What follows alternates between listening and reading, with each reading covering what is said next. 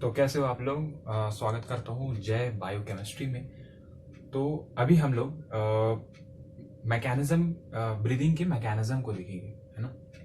श्वसन की क्रियाविधि को देखेंगे, ठीक है। तो जनरली हम क्या देखते हैं, जनरली हम दो चीज़ों को महसूस करते हैं जब हम सांस अंदर ले रहे हैं और सांस बाहर छोड़ रहे हैं, है ना। तो जब आप सांस अंदर लेते हैं, आप सांस को अंदर, आप हवा को अंदर लेते हो, तब आप उसको इंस्पायरेशन यानी अंतः श्वसन बोलते हो। क्या बोलोगे? इंस्पायरेशन यानी अंतः श्वसन, आपने सांस को अंदर लिया। जब आप सांस बाहर छोड़ते हैं, आपने हवा को बाहर छोड़ा, तब आप उसको बोलेंगे एक्सपायरेशन यानी नीह श्वसन। एक्सपायरेशन यानी नीह श्वसन, आपने सांस को बाहर छोड़ दिया। तो दो चीजें हुई, एक इंस्पायरेशन हुआ जिसमें आपने सांस को अंदर लिया, और एक एक्सपायरेशन हुआ जिसमें आपने सांस को बाहर छोड़ा, ठीक है। तो देखो, अब इंस्पायरेशन में हमें जो पढ़ना है वो उसमें कौन कौन से चेंजेस होते हैं। जब अंतः श्वसन होता है, जब हम सांस अंदर लेते हैं, तो ऐसे कौन कौन से चेंजेस होते हैं, कौन कौन से परिवर्तन होते हैं, उनको हमें ध्यान से पढ़ना होगा, ठीक है। तो देखो, सबसे पहले हमको ये जो दो चीजें हैं, एक्सपायरेशन और इंस्पायरेशन, में कौन कौन सी चीजें शामिल है ना, कौन कौन सी चीजें शामिल है। तो आप पहला बोल सकते हैं कि पहला, लंग्स के नीचे, हमारा जो लंग्स है वो थोड़ा सी कैविटी में पहले ही बता चुका हूं। लंग्स के नीचे क्या? डायफ्राम। तो ब्रीदिंग के मैकेनिज्म में जो जो शामिल होते हैं, उसमें सबसे पहला जिसका नाम है वो है डायाफ्राम। डायफ्राम, ठीक है। दूसरा इंटरकॉस्टल मसल। इंटरकॉस्टल मसल, अब इसको शॉर्ट फॉर्म में आईसीएम बोलते हैं। क्या बोलेंगे? ICM, intercostal muscle, ICM. अब ध्यान देने वाली बात यह है कि जो इंटरकॉस्टल मसल है, आईसीएम है, ये दो प्रकार की होती है।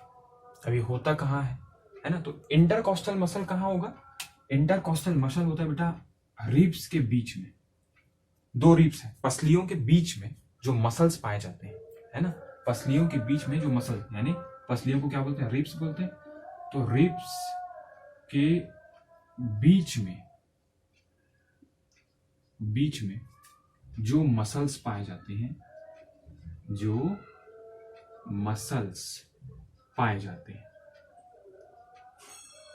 रिब्स के बीच में दो जो मसल्स पाए जाते हैं, उन्हीं को आप क्या बोलेंगे? इंटरकॉस्टल मसल बोलेंगे।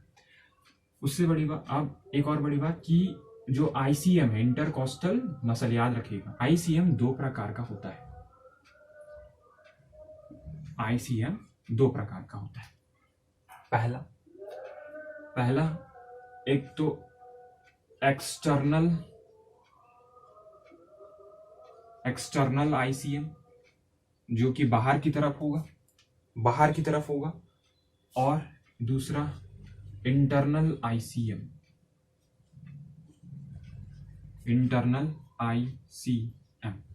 एक एक्सटर्नल आईसीएम और एक इंटरनल आईसीएम। अगर मैं इसको आपको डायग्राम से दिखाने की कोशिश करूं तो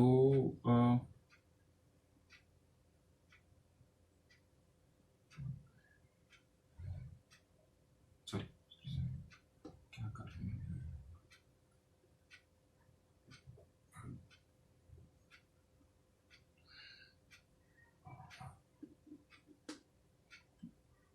ठीक है, नीचे वाला तो डायफ्राम हो गया, ये वाला जो पार्ट है ये तो क्या हो गया? ये डायफ्राम है ना। डायफ्राम भी एक प्रकार का मसल है, विशेष प्रकार का मसल होगा। और ये हो गया लंग्स। अब लंग्स, यहाँ पास एक हड्डी है जिसको क्या बोलते हैं? स्टर्नम बोलते हैं, है ना। यहाँ पास एक हड्डी है जिसको आप क्या बोलते हैं? स्टर्नम बोलते हैं। और ऐसा रिब्स है, ये रिब्स है बेटा।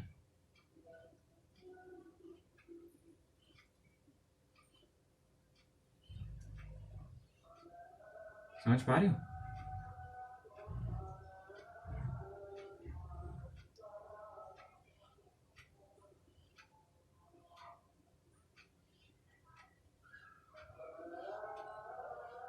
है ना, और भी रिब्स है, मैं बना रहा नहीं हूं। तो ये रिब्स हो गए बेटा, है ना, ये क्या हो गई, पसलियां हो गई, पसलियां हड्डी, है ना। अब इनके बीच में यहां पास दो पसलियों के बीच में बेटा, यहां पास यहां पास ये वाला जो स्पेस है, दो पसलियों का जो स्थान है, ये वाला जो स्पेस है, ये वाला जो स्पेस, समझ पा रहे हो ना, आपको डायग्राम से ज्यादा क्लियर समझ में आ रहा होगा। ये वाला स्पेस, ये वाला स्पेस,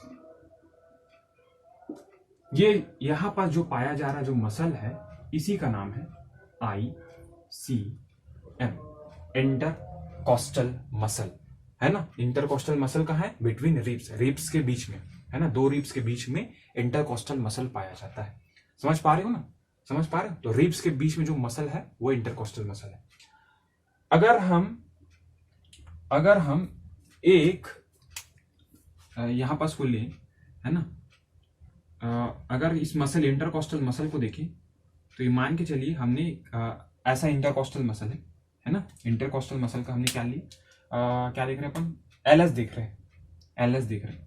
तो जो बाहर की तरफ होगा बेटा, जो बाहर की तरफ होगा इंटरकॉस्टल मसल, जो बाहर की तरफ होगा वो क्या हो जाएगा, एक्सटर्नल ICM। अब भैया ये तो एनसीईआरटी में दिया ही नहीं, आप पढ़ा रहे क्यों। तो देखो, इसको पढ़ाना इसको इसलिए जरूरी है क्योंकि एनसीईआरटी में डायरेक्ट लाइनें लिखी है, हमको पता ही नहीं ICM क्या होता है, तो दिक्कत होगी। तो उससे पहले हमको क्या करना पड़ेगा, आपको पढ़ना पड़ेगा ICM के बारे में, एक्सटर्नल ICM, इंटरनल ICM, है ना। अब मान के चलिए एक लॉन्गिट्यूडिनल सेक्शन काटा हमने उसको लिया उसके मसल्स को लिया, ICM को लिया, और हमने लॉन्गिट्यूडिनल सेक्शन काट दिया। तो हमको बाहर की ओर एक्सटर्नल ICM दिखेगा, और आपको अंदर की ओर इंटरनल ICM दिखेगा। आपको अंदर की ओर क्या दिखेगा, इंटरनल ICM।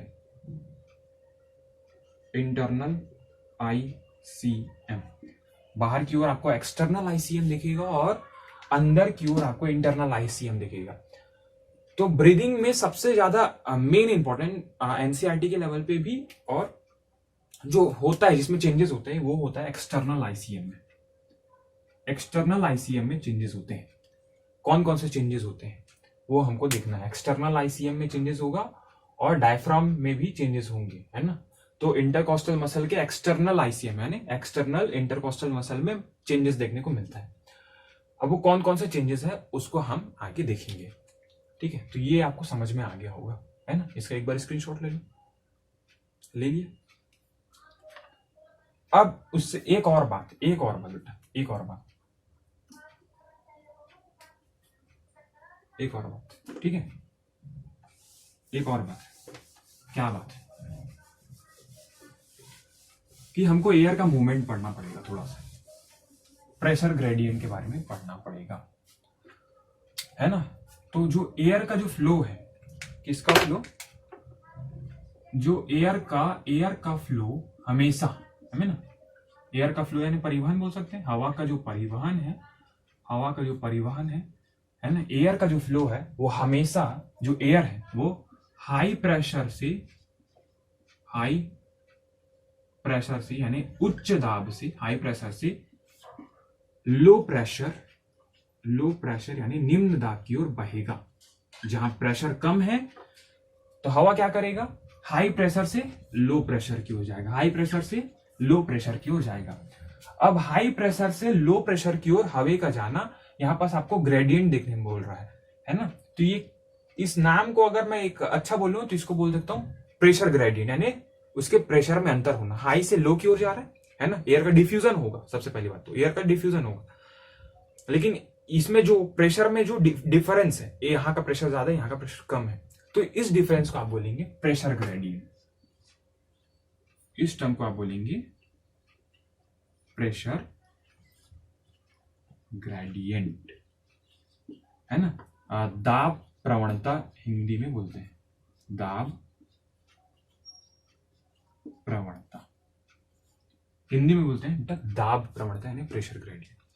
तो हवा का परिवहन यानी एयर का फ्लो हाई प्रेशर से लो प्रेशर की ओर जाएगा, हाई प्रेशर से लो प्रेशर की ओर जाएगा, जहां प्रेशर हाई है वहां से कम प्रेशर की ओर चला जाएगा। या फिर समझ पा रहे हो, उसको आगे बताऊंगा, अभी इमेजिन मत करो, बस ये याद रखो, ये कंसेप्ट बहुत ज्यादा इंपॉर्टेंट है कि हाई प्रेशर से लो प्रेशर की ओर जाते हैं।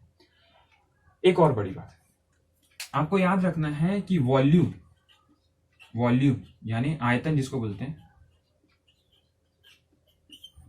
वॉल्यूम और प्रेशर, वॉल्यूम और प्रेशर यानी दाब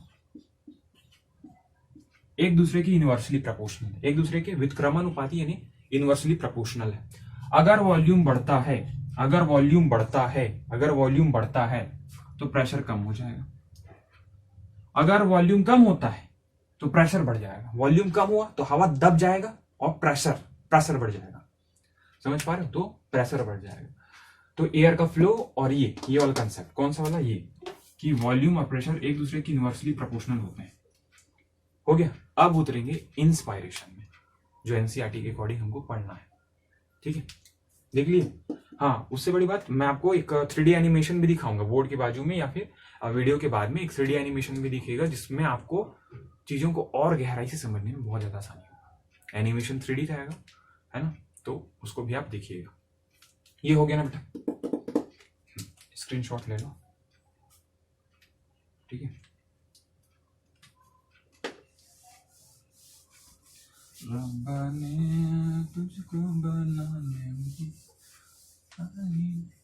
क्या मिला, केसरिया तेरा। गाना वाना नहीं गाना चाहिए पढ़ाते समय, खुद ही गा रहा हूँ, चलो चलता है भगवान। ठीक है, अब बेटा इंस्पायरेशन की बात करते हैं।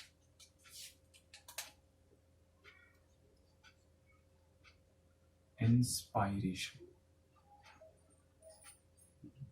इंस्पायरेशन यानी अंतः श्वसन,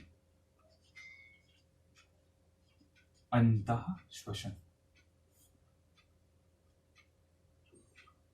अंतः श्वसन। अब देखो, अंतः श्वसन यानी इंस्पायरेशन का मतलब क्या होता है, आपने सांस को अंदर लिया, आपने सांस को अंदर लिया तो आपने क्या किया, इंस्पायरेशन किया, अंतः श्वसन किया। अब देखो बेटा, क्या क्या चेंजेस होते हैं, कौन कौन से ऐसे परिवर्तन होंगे जब आप सांस को अंदर लेंगे, और सांस आप अंदर कैसे लेते हैं, ये भी बहुत ज्यादा इंपॉर्टेंट है ना। उससे मेरे को बस 10 सेकेंड दीजिए, मेरे कुछ देखना है। हाँ ठीक है, एक्चुअली वो मोबाइल में ना अलार्म लगा हुआ है, तो वो क्या है, अभी 5 बजने वाला है, 5 बजे रिकॉर्डिंग कर रहा हूँ, 5 बजा नहीं तो वो वाइब्रेट करने लग जाएगा। ठीक है, हाँ तो मैं क्या बोल रहा था, क्या बोल रहा था मैं, इंस्पायरेशन की बात कर रहा था। तो इंस्पायरेशन यानी हवा को अंदर आने के लिए मैं बोला क्या था कि हवा हमेशा हाई प्रेशर से लो प्रेशर की ओर बहेगा, हाई प्रेशर से लो प्रेशर की ओर, एयर का फ्लो यानी परिवहन हाई प्रेशर से लो प्रेशर की ओर होगा, मैंने ये बात बोला। ठीक है, अब अगर मेरे को सांस को अंदर लेना है, सॉरी हवा को अंदर लेना है, तो अंदर का जो प्रेशर है, जिसको आप पल्मोनरी प्रेशर है ना, लंग्स का जो प्रेशर उसको क्या बोलेंगे आप, पल्मोनरी प्रेशर। तो लंग्स का प्रेशर ज्यादा होना चाहिए, लंग्स का प्रेशर कम होना चाहिए एटमॉस्फेरिक एयर के कंपेयर में। लंग्स का जो प्रेशर है, अंदर का एयर का जो प्रेशर है वो कम होना चाहिए एज कंपेयर टू एटमॉस्फेरिक, वायुमंडल के प्रेशर के कंपेयर में, दाब के कंपेयर में। तो क्या होगा, जो एयर है वो हाई प्रेशर यानी एटमॉस्फेयर से लो प्रेशर यानी हमारे लंग्स के अंदर आ पाएगा। तो कंडीशन क्या कि इंस्पायरेशन के लिए इंट्रापल्मोनरी प्रेशर यानी हमारे जो लंग्स का प्रेशर है वो कम होना चाहिए, और एटमॉस्फेरिक एयर ज्यादा होना चाहिए। ठीक है, तो होता इसमें कंडीशन क्या कि कंडीशन ये है, शर्त ये है कि जो इंट्रापल्मोनरी प्रेशर है, इंट्रापल्मोनरी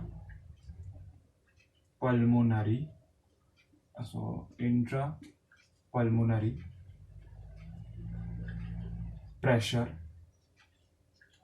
कम होना चाहिए, कम होना चाहिए एटमॉस्फेरिक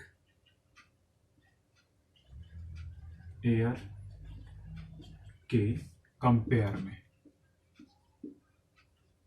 है ना, कंपेयर है तुलना में, एटमॉस्फेरिक एयर की तुलना में, एटमॉस्फेरिक प्रेशर लिखना चाहिए, एटमॉस्फेरिक प्रेशर पी डॉट के कंपेयर में, तभी क्या होगा, जो एयर है वो कहाँ जा पाएगा, एटमॉस्फेयर से हमारे लंग्स में जा पाएगा, है ना।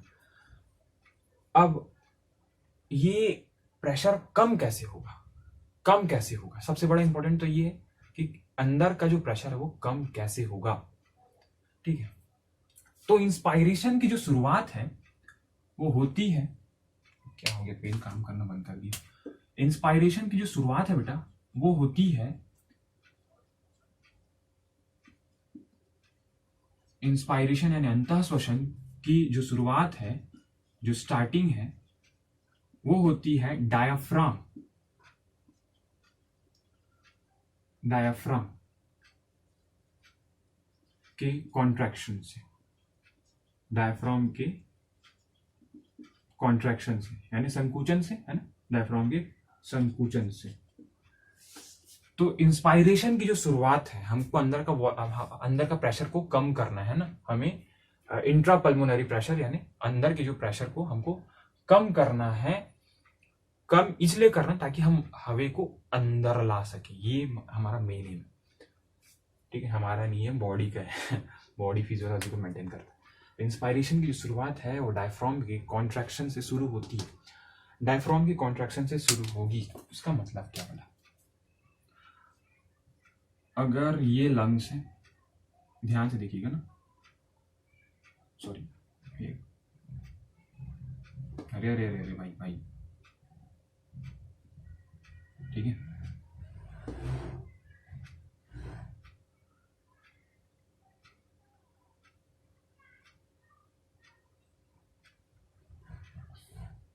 देख पा रहे हो ना, देख पा रहे हो, इसका शेप देख पा रहे हो, ये लंग्स हो गया और ये नीचे वाला डायफ्राम है।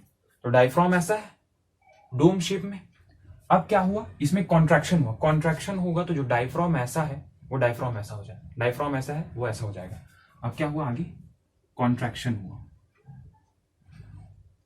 है ना, आगे क्या हुआ, कॉन्ट्रैक्शन हुआ, कॉन्ट्रैक्शन, कॉन्ट्रैक्शन हुआ, ठीक है, संकुचन हुआ। तो जब संकुचन हुआ तब क्या हुआ, तब क्या हुआ, चंदा भी, अरे गाना नहीं गाना यार, भाई गाना नहीं गाना। तो जब कॉन्ट्रैक्शन होगा तो ये सपाट हो जाता है, ये देखिए, ये ऐसा था, ऐसा, ये डोम शेप में था, कॉन्ट्रैक्ट हो गया, संकुचित हो गया, कौन, डायफ्राम। तो डायफ्राम का क्या हुआ बेटा, कॉन्ट्रैक्शन हुआ। तो डायफ्राम का कॉन्ट्रैक्शन हुआ तो देखो यहां पर ये जो वॉल्यूम है, ये ऊपर वाले पार्ट को एंटीरियर बोलते हैं, नीचे वाले पार्ट को पोस्टीरियर बोलते हैं, है ना। ऊपर वाला जो पार्ट है वो क्या होगा, एंटीरियर पार्ट होगा, है ना, एंटीरियर, और नीचे वाले पार्ट को आप क्या बोलेंगे, पोस्टीरियर बोलेंगे, है ना। नीचे वाले, ऊपर वाले को ऊपर और नीचे वाले को पोस्टीरियर पार्ट बोलेंगे। अब ध्यान दीजिए बेटा, ध्यान दीजिए, पोस्टीरियर ना, एंटीरियर पोस्टीरियर एक्सिस का जो वॉल्यूम है, ये वाला जो वॉल्यूम है, ये वाला वॉल्यूम वो यहां तक था डायफ्राम जब कॉन्ट्रैक्ट था। अब डायफ्राम नॉर्मल स्टेज में था, अब डायफ्राम क्या हुआ, कॉन्ट्रैक्ट हो गया। तो देखो यहां से ये इतना वॉल्यूम बढ़ गया, मतलब ये वाला वॉल्यूम बढ़ चुका है। यहां था डायफ्राम, यहां था, लेकिन ये सपाट हो गया। तो यहां पास का जो एंटीरियर पोस्टीरियर एक्सिस है, इसका वॉल्यूम बढ़ गया, ये वॉल्यूम देखो बढ़ गया। पहले इतना था, सॉरी यहां तक था ना, ये इतना था, अब इतना हो गया, है ना। तो क्या हुआ, एंटीरियर पोस्टीरियर एक्सिस का वॉल्यूम बढ़ चुका है। किसका बढ़ चुका है, एंटीरियर पोस्टीरियर एक्सिस, ये वाला वॉल्यूम, है ना। क्या हुआ, यहाँ पास जो डायफ्राम था वो ऐसा था, वो ऐसा हो गया, ऐसा था, जो ऐसा था वो ऐसा हो गया। तो देखो यहाँ ये इसमें कम वॉल्यूम है, ये ज्यादा वॉल्यूम, समझ पा रहे हो। तो वो इमेजिन कराने में थोड़ा है, क्योंकि ये जगह ऐसा है कि यहाँ पर से बच्चों को समझ में नहीं आता, तो उसको थोड़ा सा हमें पकड़ के चलना होगा। तो एंटीरियर पोस्टीरियर एक्सिस का वॉल्यूम बढ़ चुका है, तो इसको आप बोल देंगे वॉल्यूम क्या हो गया, इंक्रीज हो गया, वी, है ना, वॉल्यूम क्या हो गया, इंक्रीज हो गया बेटा, बढ़ गया, है ना, वॉल्यूम यानी आयतन में वृद्धि हो गई, वॉल्यूम इंक्रीज हो गया। तो आप क्या बोल सकते हैं कि डायफ्राम में कॉन्ट्रैक्शन से, डायफ्राम इंस्पायरेशन की शुरुआत डायफ्राम के कॉन्ट्रैक्शन से शुरू होती है, और डायफ्राम के कॉन्ट्रैक्शन से, डायफ्राम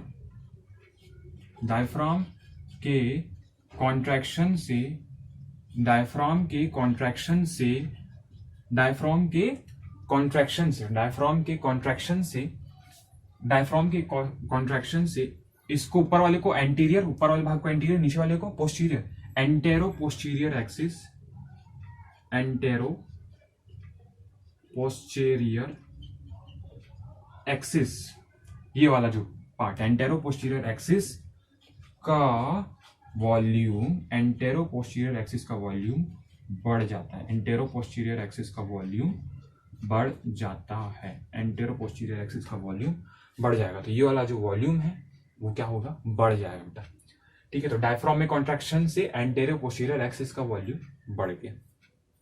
दूसरा क्या होता है, एक तो ये हुआ, है ना, दूसरा क्या हुआ, अब होता है, इसके बाद होता है रिब्स के बीच जो इंटरकॉस्टल मसल है ना, तो जो बाहर वाला जो मसल है, बाहर वाला मसल वो क्या होता है, कॉन्ट्रैक्ट होगा, वो क्या होगा, कॉन्ट्रैक्ट होगा। अब इमेजिन कीजिए ये आपका इंटरकॉस्टल मसल है, इतना बड़ा ये आपका इंटरकॉस्टल मसल है, ठीक है ना, और ये ऐसा हुआ है, ऐसा है ना हमारा लंग्स, ये देख रहे हो, ऐसा है, ऐसा है, तो ये बाहर आपका इंटरकॉस्टल मसल है और अंदर इंटरकॉस्टल मसल, अंदर में इनर आईसीएम है और बाहर में एक्सटर्नल आईसीएम। आपका हाथ ऐसा है, ठीक है, आपका हाथ ऐसा है, और हमारा जो रिब्स है ये ऐसी स्थिति में, ठीक है, ये वाले हमारी जो पसली है ये इस स्थिति में। अब यहाँ पस की स्किन को और यहाँ पस की स्किन को ऐसे खींची, ऐसे ना दबाइए, ऐसा दबाओगे, ऐसा दबा रहे हो, इस एक्सिस को दबा रहे हो तो आपका हाथ सामने आएगा, देखिए, ये देखो, यहाँ पस को दबाने की कोशिश करो, ये देखो, समझ पा रहे हो। तो बाहर जब कॉन्ट्रैक्शन होगा, तो देख लो, आप खुद ही देख लो कैसे कर दिखाऊं आपको। बाहर जब कॉन्ट्रैक्शन होगा तो ये जो एक्सिस है ये समझ पा रहे, ये बाहर आ रहा है। तो बाहर में अगर कॉन्ट्रैक्शन हुआ तो जो स्टर्नम है, स्टर्नम वो कॉन्ट्रैक्ट होगा, अगर बाहर आईसीएम तो ये बाहर आ जाएगा, ये बाहर आ जाएगा। तो इस पार्ट को आप क्या बोलते हैं, इस पार्ट को आप वेंट्रल बोलते हैं, और इस पार्ट को, पीछे वाले पीठ को क्या बोलेंगे आप, डॉर्सल बोलेंगे।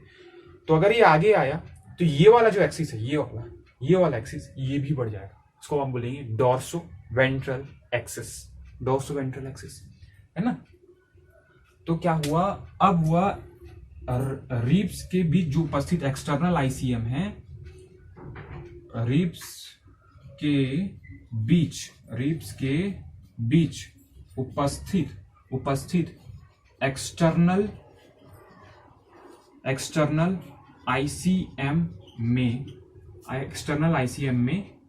एक्सटर्नल आईसीएम में कॉन्ट्रैक्शन होगा बेटा।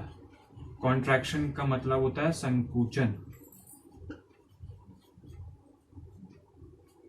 कॉन्ट्रैक्शन हुआ। तो रिब्स के बीच उपस्थित एक्सटर्नल आईसीएम में क्या हुआ, कॉन्ट्रैक्शन हुआ। कॉन्ट्रैक्शन संकुचन होता है ना, होता है। अरे भाई लैंप गिर गया मेरा, ठीक है। तो रिब्स के बीच उपस्थित एक्सटर्नल आईसीएम में क्या होगा बेटा, कॉन्ट्रैक्शन होगा। एक्सटर्नल आईसीएम में कॉन्ट्रैक्शन होगा। कॉन्ट्रैक्शन होने से होता क्या है, इस कॉन्ट्रैक्शन से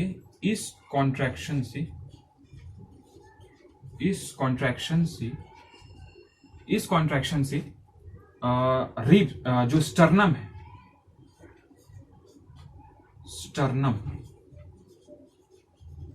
स्टर्नम ऊपर उठ जाते हैं, बाहर की ओर, यानी बाहर की ओर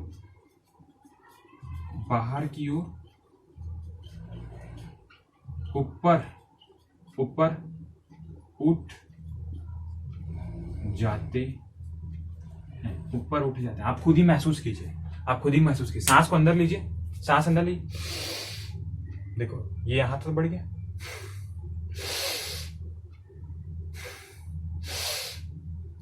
आपका डॉर्सोवेंट्रल एक्सिस का वॉल्यूम बढ़ जा रहा है। क्यों? क्योंकि जो बाहर का जो मसल है, ये वाला मसल, ये क्या हो रहा है? कॉन्ट्रैक्ट हो रहा है। ये कॉन्ट्रैक्ट हो रहा है, ये ऐसा दब रहा है, ये ऐसा दब रहा है, तो ये बाहर आ जा रहा है। समझ पा रहे? तो यहाँ पास भी ऐसा ही हो रहा है, ये दब रहा है, वॉल्यूम बढ़ जा रहा है। डॉर्सोवेंट्रल एक्सिस का वॉल्यूम आपको जब आपको एनिमेशन देखोगे ना तो आपको क्लियरली समझ में आएगा। ठीक है, तो इस कॉन्ट्रैक्शन से स्टर्नम बाहर की ओर, ऊपर की ओर उठ जाता है, जिससे क्या होता है बेटा? जिससे क्या होगा? डॉर्सोवेंट्रल एक्सिस का वॉल्यूम बढ़ जाएगा। जिससे क्या होगा? जिससे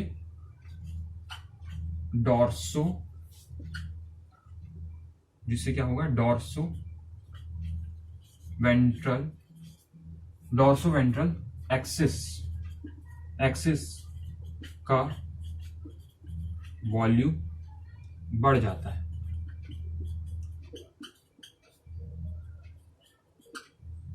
किसका आयतन बढ़ गया बेटा? वॉल्यूम किसका बढ़ा? डॉर्सोवेंट्रल एक्सिस, ये वाला जो आयतन है ये बढ़ गया, है ना। अब इसको दिखाने के लिए क्या दिखाऊं? इसको भी कहीं पर इसका अगर साइड वाइज मैं दिखाऊं बेटा, साइड वाइज दिखाऊं तो ये अपना स्टर्नम हो गया, है ना, ये स्टर्नम हो गया। साइड वाइज दिखा रहा ना, इस वाले पोर्शन से, ये ऐसा स्ट्रक्चर है। ठीक है, और ये सब सॉरी उल्टा बन गया। अगर ये स्टर्नम है ना, ये स्टर्नम, तो साइड वाइज दिखा रहा हूं ना, ये रिब्स होंगे।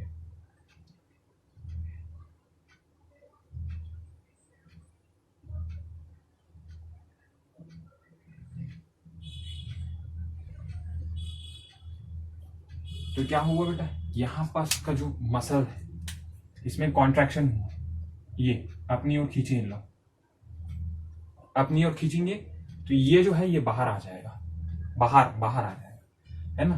तो अभी जो वॉल्यूम इतना है वो कॉन्ट्रैक्ट हुआ, तो कॉन्ट्रैक्ट होने से क्या होगा? ये जो वॉल्यूम है ये बढ़ जाएगा।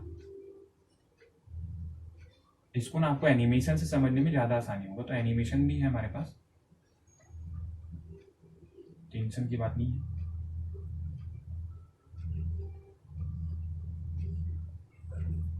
देखो शुरू में जो ये बाहर आया,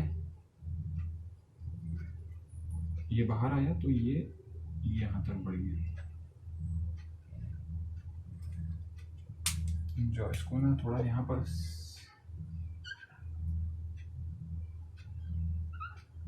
ये स्टर्नम है ना। देखो अब जो वॉल्यूम है वो बढ़ चुका है। पहले इतना था, अब इतना है ना। अगर ये डॉर्सल पार्ट है, मैं ऐसा खड़ा हुआ समझ के चलो ऐसा, तो ये साइड वाइज चीजें दिख रही है आपको, है ना। तो टोटल क्या हुआ? ये डॉर्सल पार्ट है सामने वाला, और पीछे वाला वेंट्रल पार्ट है। मान के चलिए कि इधर रीढ़ की हड्डी है, इधर रीढ़ की हड्डी है ना। तो ये इसके बाहर में जो कॉन्ट्रैक्शन हुआ तो ये क्या हुआ? फैल गया, तो डॉर्सोवेंट्रल एक्सिस का वॉल्यूम बढ़ गया। आपको अब जब वो देखोगे ना तो ज्यादा क्लियरली समझ में आएगा। यहाँ पास चीजों को बताना पॉसिबल नहीं हो पा रहा है। ठीक है बेटा, समझ गए ना क्या हो रहा है? पूरा समझ गए ना? मेन चीज यही है। ठीक है, 1 मिनट ना, शायद अलार्म बजना चालू कर दे। तो मेन चीज था वो तो अपन समझ गए। ठीक है, जो मेन था वो चीज हम समझ गए। ठीक है, अब यहाँ पास कुछ और लाइनें जो इंपॉर्टेंट है वो लिखना चाहिए हमें। ठीक है,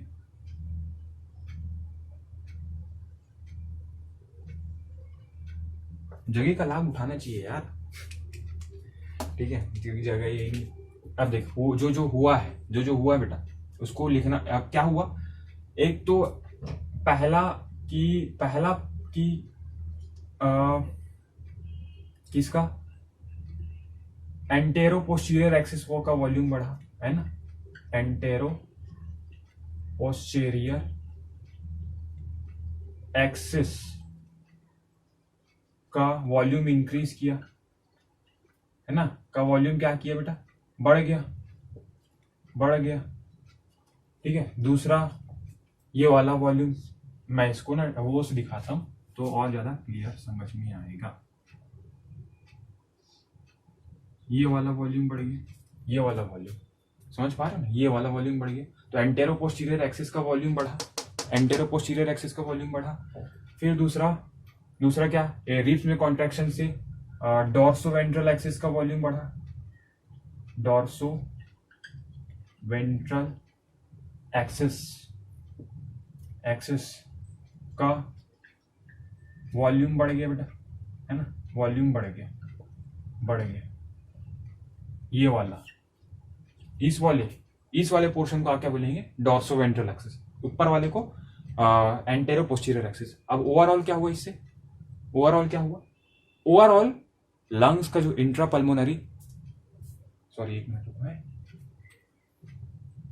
नहीं, अब क्या हुआ, इन दोनों के होने से टोटल जो ओवरऑल लंग्स का जो अंदर का जो वॉल्यूम है ना, जिसको थोरेसिक वॉल्यूम या इंट्रा पल्मोनरी वॉल्यूम, लंग्स के अंदर का जो प्रेशर है उसका आप इंट्रा पल्मोनरी वॉल्यूम बोलेंगे, वो क्या हो गया, बढ़ गया।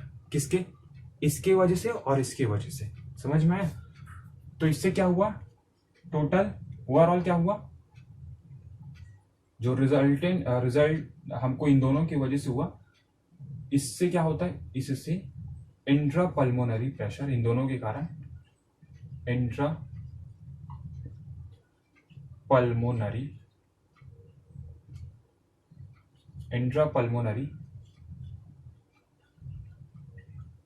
प्रेशर या इंट्रा पल्मोनरी वॉल्यूम बढ़ जाता है, इंट्रा पल्मोनरी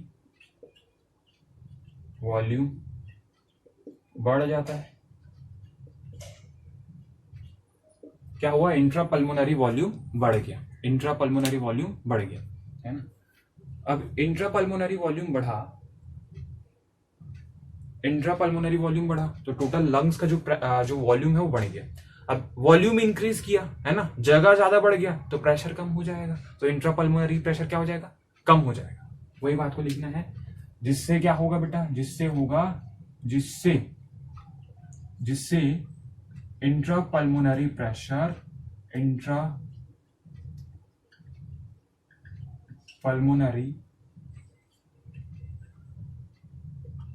प्रेशर कम हो जाता है।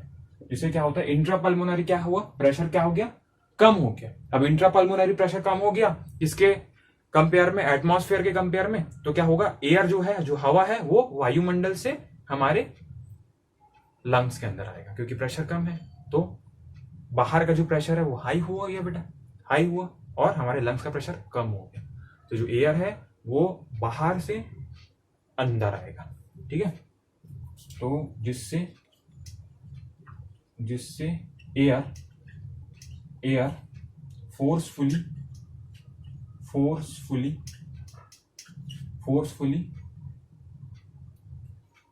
एटीएम एंड एटमॉस्फेयर से लंग्स के अंदर आता है, लंग्स के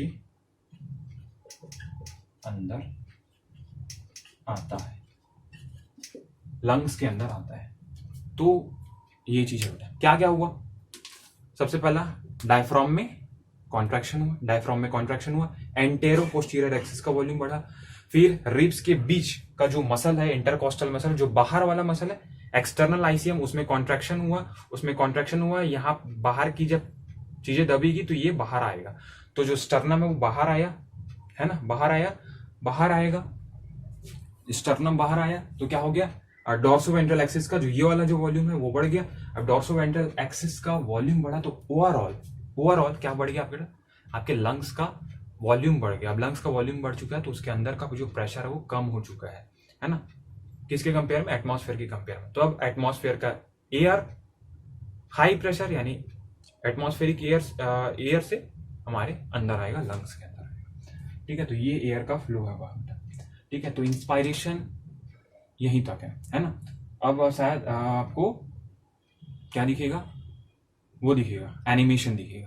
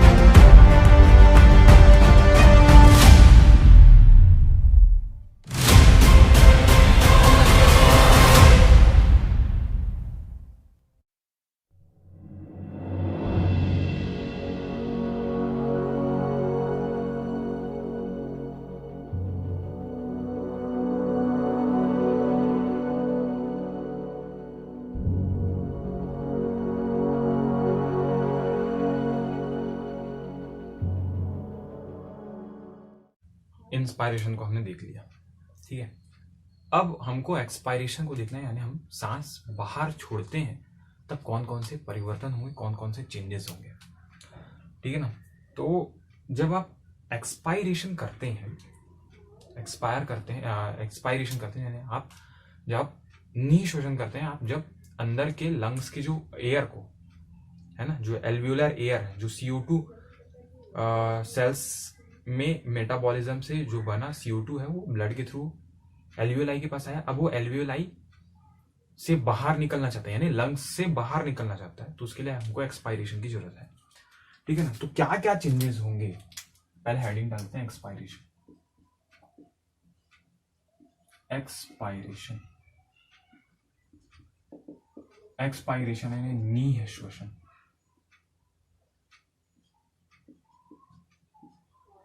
निःश्वसन।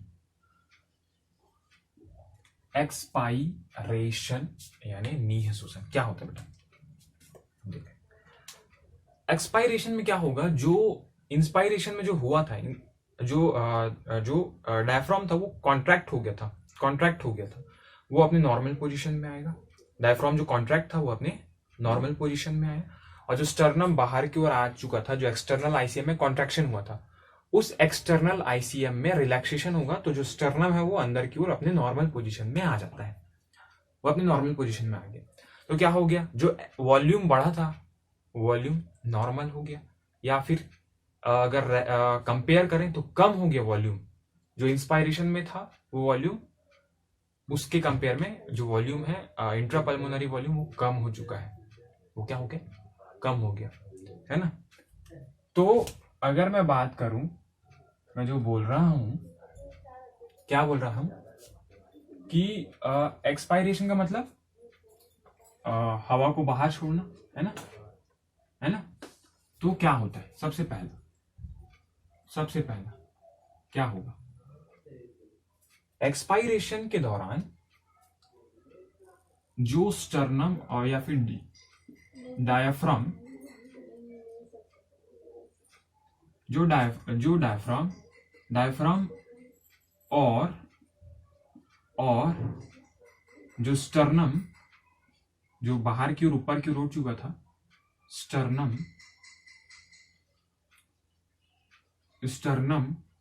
अपने नॉर्मल पोजीशन में आ जाते हैं। अपने कहा जाएगा बेटा, नॉर्मल पोजीशन में आ जाएगा। जो डायफ्राम और स्टर्नम है वो एक्सपायरेशन के दौरान क्या आएगा, अपने नॉर्मल पोजीशन में आ जाता है, नॉर्मल पोजीशन में आ जाता है। क्या होगा नॉर्मल पोजीशन में आने से, जिससे अंदर का जो वॉल्यूम, जिसको आप इंट्रापल्मोनरी वॉल्यूम बोल रहे थे, इंट्रापल्मोनरी वॉल्यूम क्या हो जाता है बेटा, इंट्रापल्मोनरी वॉल्यूम कम हो जाता है या रिड्यूस हो जाता है। इंट्रापल्मोनरी वॉल्यूम कम या रिड्यूस हो जाता है। इंट्रापल्मोनरी वॉल्यूम रिड्यूस हो जाता है या कम हो जाता है। तो डायफ्राम और स्टर्नम अपने नॉर्मल पोजीशन में आ जाता है, जिससे इंट्रापल्मोनरी वॉल्यूम कम या रिड्यूस हो जाएगा, अब वॉल्यूम रिड्यूस हो गया बेटा, वॉल्यूम रिड्यूस हुआ तो प्रेशर बढ़ जाएगा, अंदर का जो जगह है वो कम हो गया तो प्रेशर बढ़ जाएगा, जिससे क्या होगा, जिससे इंट्रापल्मोनरी प्रेशर बढ़ जाता है। इंट्रापल्मोनरी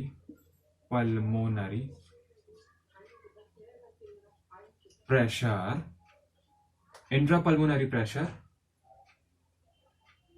बढ़ जाता है। किसके कंपेयर में बेटा, एटमॉस्फेयर के कंपेयर में, है ना। एटीएम के कंपेयर में क्या होता है, बढ़ जाता है। एटीएम के कंपेयर में, एटीएम यानी एटमॉस्फेरिक एयर, वायुमंडल की तुलना में, कंपेयर में, है ना, कि कंपेयर में, ठीक है। जिससे इंट्रापल्मोनरी प्रेशर क्या होगा बेटा, बढ़ जाएगा, जो अंदर का जो प्रेशर है वो बढ़ जाएगा। अब मैं बोला क्या था, कि एयर हाई प्रेशर से लो प्रेशर की ओर फ्लो होगा, तो अब एटमॉस्फेयर का एयर का जो प्रेशर है वो कम है और हमारे लंग्स का जो प्रेशर है वो ज्यादा है। तो जो लंग्स का जो एयर है जिसको आप एल्वियोलर एयर बोलेंगे वो क्या करेगा, एल्वियोलाई से बाहर रिलीज होगा, है ना। क्या होगा, फलस्वरूप क्या होगा बेटा, फलस्वरूप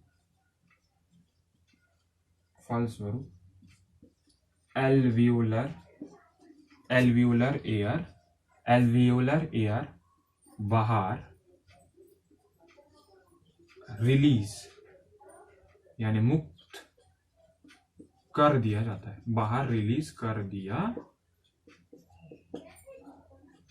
जाता है, बाहर मुक्त कर दिया जाता है, जिसके फलस्वरूप क्या होता है, एल्वियोलर जो एयर है वो क्या होगा, बाहर मुक्त कर दिया जाएगा, है ना। बाहर क्या कर दिया जाएगा, मुक्त कर दिया जाएगा। इस प्रकार जो एक्सपायरेशन है वो कंप्लीट हुआ, अब एयर क्या किया, बाहर हो गया, है ना। जो कि क्या होता है, नॉर्मली CO2 ही तो होगा, CO2 हमने बाहर रिलीज कर दिया, ठीक है ना। एल्वियोलर एयर जो कि CO2 है वो हमने बाहर मुक्त कर दिया। इस प्रकार क्या हो गया बेटा, आपका जो एल्वियोलर एयर है वो क्या हो गया, कंप्लीट हो गया, है ना, है ना। तो एनसीईआरटी में यहां तक दिया है एक्सपायरेशन का। अब क्या होता है बेटा, हमारे पास ये एबिलिटी है, हमारे पास वो क्षमता है कि हम एक्सपायरेशन सांस यानी बाहर छोड़ना और इंस्पायरेशन की का जो स्ट्रेंथ है उसको हम घटा बढ़ा सकते हैं। आप तेजी से सांस भी ले सकते हैं या फिर आप धीरे धीरे सांस ले सकते हैं।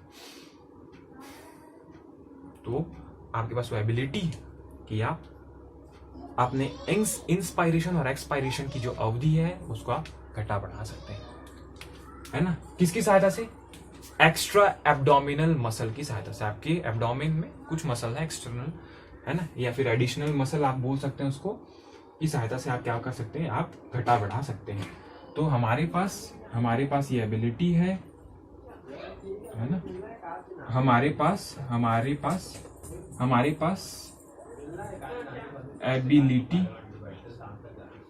एबिलिटी यानी क्षमता है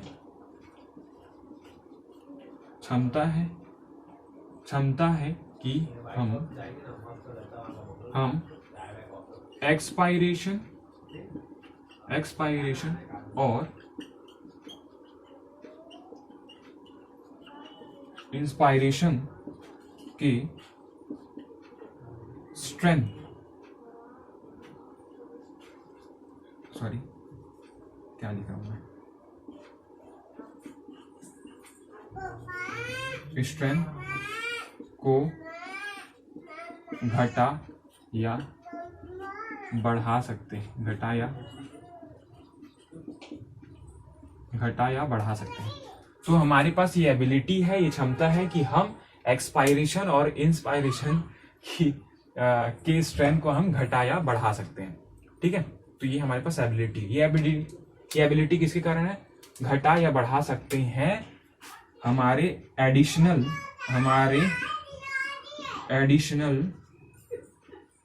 एब्डोमिनल मसल की सहायता से, हमारे एडिशनल एब्डोमिनल मसल की सहायता से। एक्चुअली वो बगल में बच्ची रहती है तो कभी कभी आ जाती है, तो उसको बोलने आता नहीं, वो सिर्फ चल पाती है, तो वो अपने ही मन में अपनी भाषा में बोलते रहती है, ठीक है। तो हम अपने एक्सपायरेशन और इंस्पायरेशन की जो स्ट्रेंथ है उसको घटा या बढ़ा सकते हैं एडिशनल एब्डोमिनल मसल की सहायता से, अतिरिक्त उदरीय पेशियों की सहायता से। हिंदी एनसीईआरटी ये लिखता है, ठीक है। तो हम घटा या बढ़ा सकते हैं किसके, एडिशनल एब्डोमिनल मसल की सहायता से, ठीक है। अब एक नॉर्मल जो हेल्दी आदमी है उसका जो ब्रीदिंग है वो 12 से 16 बार ब्रीदिंग करता है ना। तो जो नॉर्मल बंदा है ना, एक हेल्थी ह्यूमन के लिए, है ना, हेल्थी क्या लिखना चाहिए, हेल्थी जो ह्यूमन है, एक स्वस्थ मनुष्य का जो ब्रीदिंग है वो 15 से 16 बार है, 15 से 16 टाइम्स, 15 to 16 टाइम्स पर मिनट, 15 to 16 टाइम्स पर मिनट, 15 to 16 टाइम्स पर मिनट, ठीक है। तो ये है बेटा आप एक हेल्थी ह्यूमन का जो ब्रीदिंग रेट है वो 15 से 16 बार है, ठीक है ना। तो एक्सपायरेशन समझ में आया, डायफ्राम अपने नॉर्मल स्टेट में आया, है ना। एक्सटर्नल आईसीएम में रिलैक्सेशन हुआ, एक्सटर्नल आईसीएम में रिलैक्सेशन हुआ, जिसके रिलैक्सेशन से जो स्टर्नम है वो अपने नॉर्मल पोजीशन पे आ जाता है, ठीक है ना। रिड्यूस, इंट्रापल्मोनरी रिड्यूस हो जाता है। इस क्यों हो जाता है यहाँ पर लिख देते हैं, क्योंकि एक्सटर्नल आईसीएम में रिलैक्सेशन होता है, एक्सटर्नल आईसीएम में रिलैक्सेशन होता है। रिलैक्सेशन यानी क्या बोलते हैं, रिलैक्सेशन क्या बोलते हैं, शांत अवस्था बोलते हैं, ठीक है। रिलैक्सेशन है रिलैक्स हो जाना, ठीक है। जो संकुचित हुए थे वो अपने नॉर्मल स्टेट में आ गए। अब एनसीईआरटी में एक लाइन लिखा है कि एयर का वॉल्यूम, है ना, जो ब्रीदिंग में जो इन्वॉल्व होते हैं, जो एयर का जो वॉल्यूम है जो ब्रीदिंग में इन्वॉल्व होता है, उसको हम स्पाइरोमीटर, एक मशीन होता है जिसकी सहायता से हम गणना कर सकते हैं, जिसका मेडिकली बहुत ज्यादा उपयोग होता है कि हमारे अंदर का वॉल्यूम कितना है। तो वो आप स्पाइरोमीटर की सहायता से कर सकते हैं कि ब्रीदिंग सम्मिलित होती है, जो आप एस्टिमेट कर सकते हैं स्पाइरोमीटर की सहायता से, है ना, जो आपके पल्मोनरी फंक्शन को क्या करेगा, एस्टिमेट करेगा क्लिनिकली, ठीक है ना। तो ये लाइन लास्ट में दिया है, क्या नाम याद रखिएगा, स्पाइरोमीटर। स्पाइरोमीटर की सहायता से आप अपने इंट्रापल्मोनरी एयर यानी लंग्स के एयर को आप क्या कर सकते हैं, एस्टिमेट कर सकते हैं क्लिनिकली। इसका बहुत ज़्यादा उपयोग है ना, मेडिकली आप बहुत ज़्यादा इसका उपयोग करते हैं स्पाइरोमीटर का, ठीक है। तो इसी के साथ नेक्स्ट लेक्चर में हम मिलेंगे और हम बात करेंगे ब्रीदिंग में सम्मिलित होने वाले, इन्वॉल्व होने वाले वॉल्यूम के बारे में, ठीक है। तो तब तक के लिए मिलते हैं, आप स्क्रीनशॉट ले लीजिए, ठीक है, और नोट्स बनाइए।